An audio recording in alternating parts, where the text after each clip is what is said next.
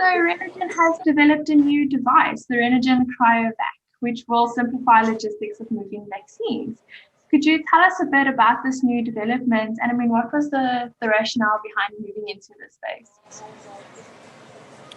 So, I mean, we deal in extreme temperatures in the nature of our business. Yeah, turning methane into LNG or liquid natural gas. The product of selling helium means that you're taking gas down to minus 269 degrees Celsius. So we kind of have an understanding, which is a bit of an understatement, of what it means to take things down to extreme temperatures and keep them there. And when we saw the amount of rhetoric around the difficulty in maintaining vaccines at a certain temperature, we thought we'd lend a hand, and we put together a blueprint and a design. We did all of the thermal calculations and compared it to carbon dioxide and nitrogen, taking into account the difficulty of moving heavy loads into remote areas. And it seemed like helium was hands down the clear winner in terms of how much cooling power you have from helium relative to its weight and what it would cost to transport this product. So we filed the patent on Tuesday, and now we're open to collaboration with absolutely anyone who can manufacture the cases faster than we can. Great, thank you.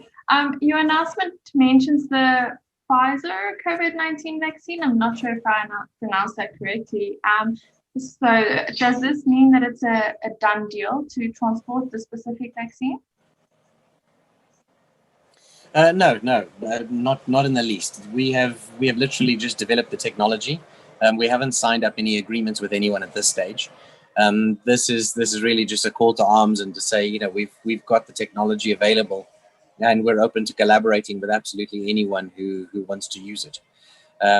We don't have any offtake agreements. We don't have any agreements with anyone for the moving of the cases, but the intention was to ensure that we could simplify the logistics to the point where it would be as simple as literally moving a case like you would any other parcel. And it's just about the simplification of the logistics so that you could use existing infrastructure as opposed to trying to reinvent infrastructure. It's just a faster way to market.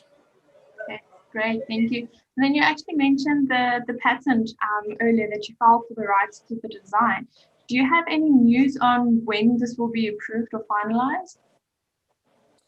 No, everything is moving really quickly right now, given obviously the amount of attention on coming up with solutions.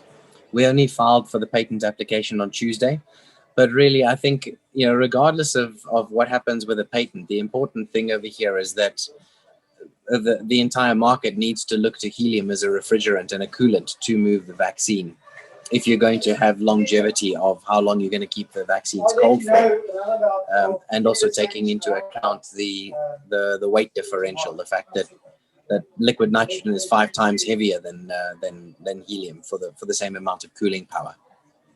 Okay, great, thank you. And then just lastly, though it might sound a little repetitive since you've sort of touched on the rationale, but I mean, Renergen is an emerging domestic natural gas and helium producer by your own description.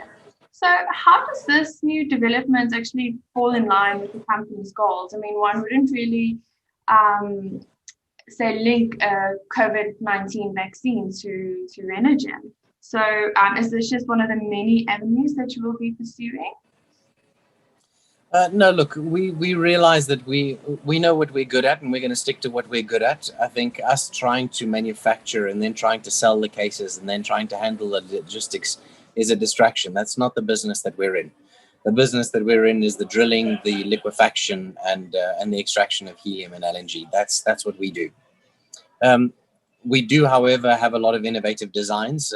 For instance, you would have seen the refrigeration. You guys did a great piece on us earlier regarding the cold chain logistics. We have these ideas, and we operate on a completely open source basis.